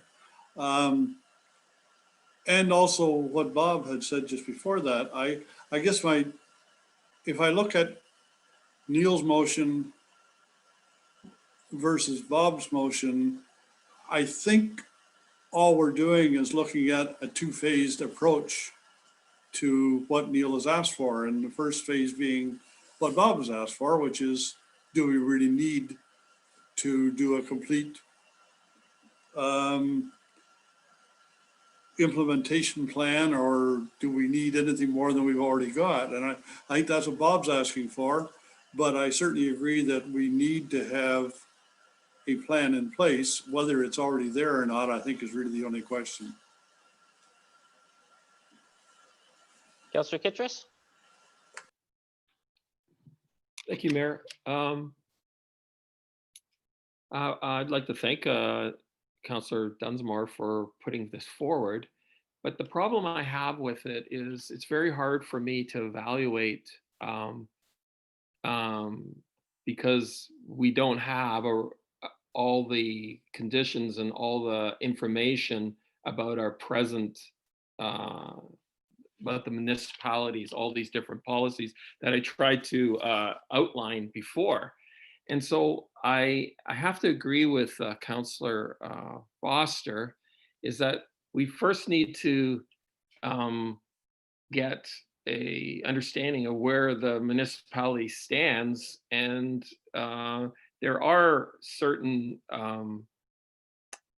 metrics that can tell us like whether we're deficient or not.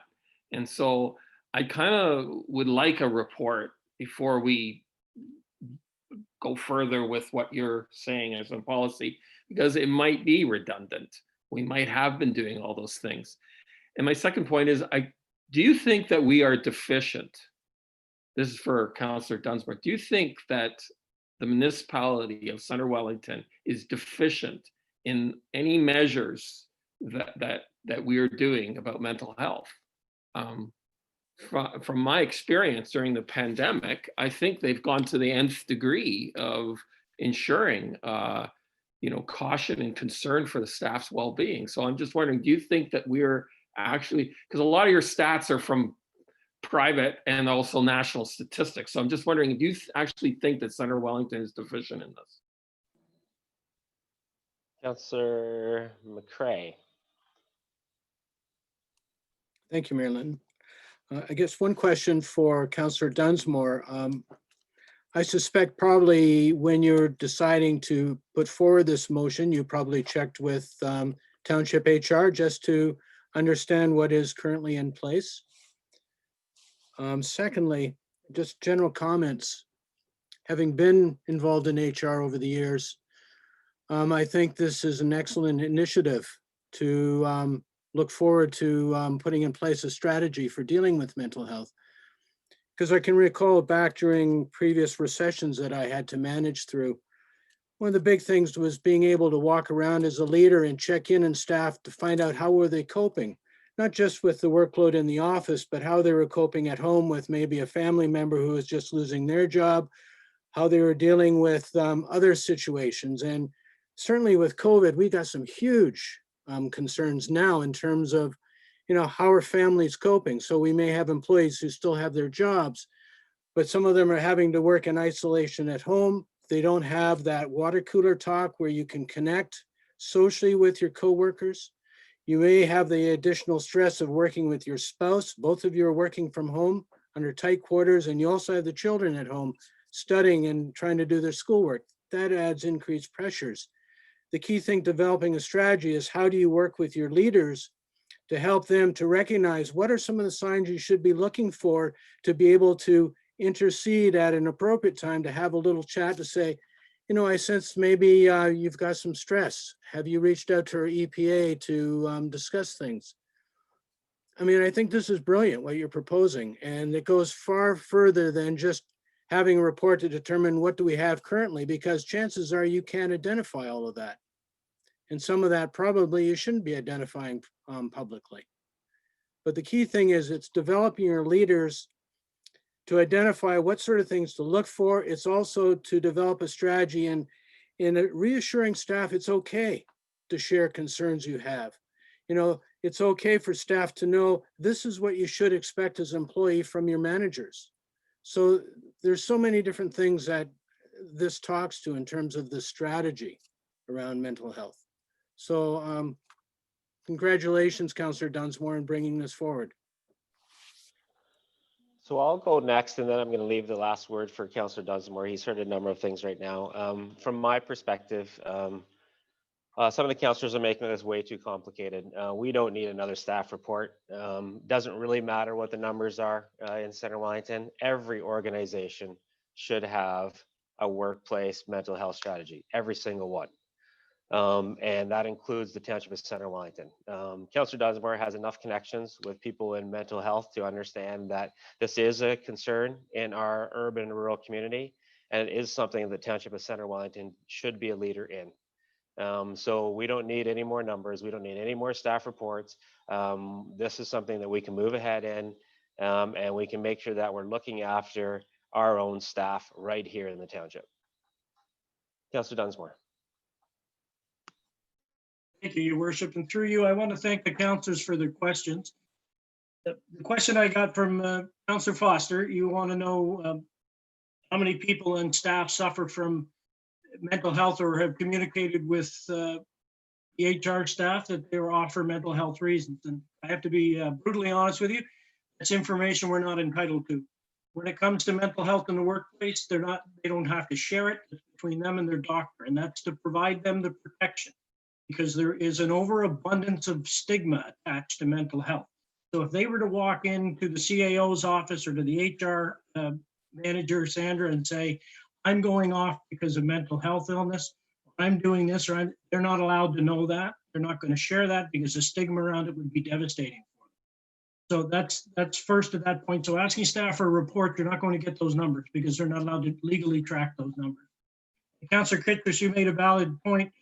How do I know that this is a problem in our community? Well, I was privileged when I did my walk to have literally, it had to be close to 40 or 50 people walk up to me the first day when I was leaving, and they all shared their mental health stories with me.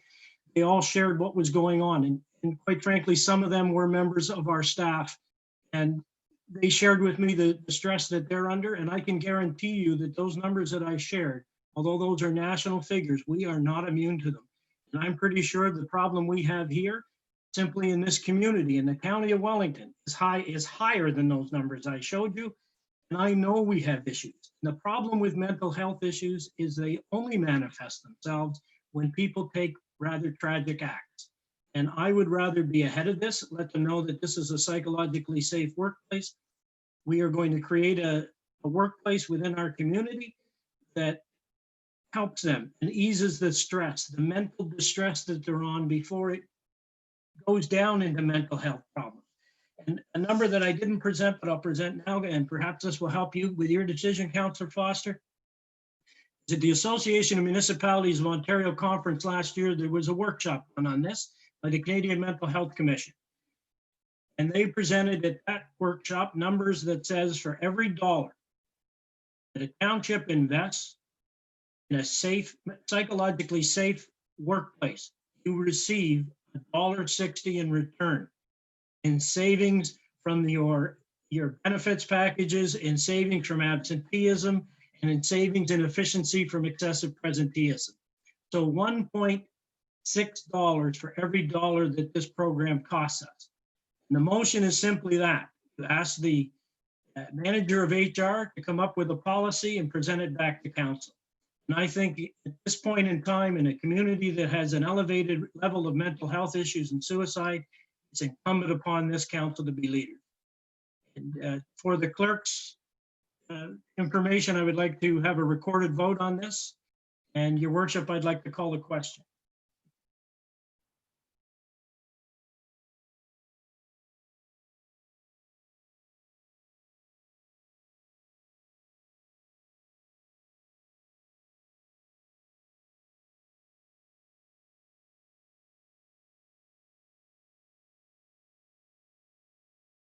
Okay, so before we do the call to question though, we do have a referral, and that has to, we have a request for referral that has to come first. So in light of what was talked about during this conversation, Councillor Foster, do you still wish to go ahead with your referral motion? Councillor Foster? Yes, Mayor, I do, and I think it's premature to call the question. We've not had a fulsome discussion on this matter yet. Yeah. And my name was mentioned, and Councillor, I'd like to speak to what Councillor Dunsmore said. No, we're going to a referral. So you want to, you've referred this back to staff for what reason? Just state the reason. I've referred this to staff for a fulsome definition of the problem via the numbers of short-term and long-term disabilities. Those can be done anonymously. I've referred it back to staff to ensure there is a need currently in our organization. I don't dispute anything Councillor Dunsmore has said. I simply want to know, do we have a problem Yeah, in I think our we get it. organization? Okay, I think everybody's My clear on motion your stands, Your referral. Worship. My motion stands. Okay, is everybody clear on the referral? Can I get a seconder for referral to staff? Councillor Kittredge seconded that referral. All in favor of the referral? Opposed to the referral? And that referral is defeated.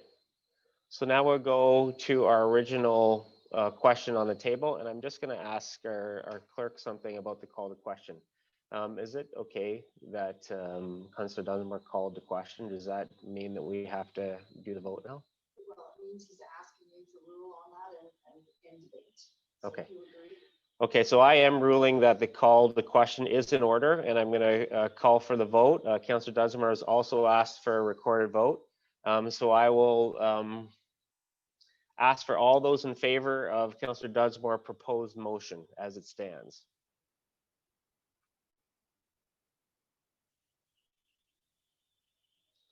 Opposed? And that passes, and I'll allow our clerk to do the recorded vote. Yes, through you, Councillor Van Leeuwen, In favor. Councillor Foster, No clear deliverables, no clear costing. Councillor Yes. McElwain, In favor. Councillor McCray, In favor. Councillor Kittredge,